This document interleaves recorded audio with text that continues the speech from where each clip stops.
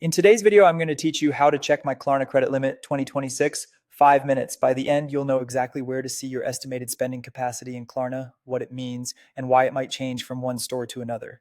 Start by heading to the Klarna website and signing into your account. Use the same login details you use for the Klarna app. If you have any verification prompts, complete those and make sure you're on your account's homepage. A quick tip: if you're switching devices or browsers, logging out and back in can refresh your account view and help the right sections appear.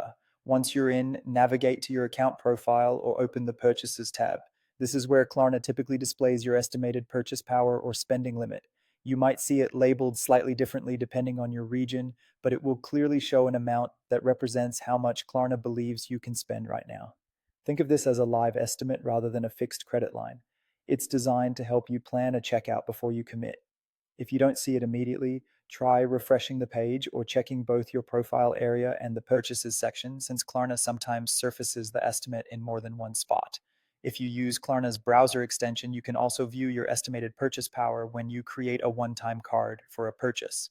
Start the process of generating a one-time card for the store you're shopping at, and you'll see the estimate appear before you finalize anything. This is a convenient way to check what Klarna is likely to approve for that specific transaction without completing the checkout. You can back out at any time if you're only there to preview your spending capacity.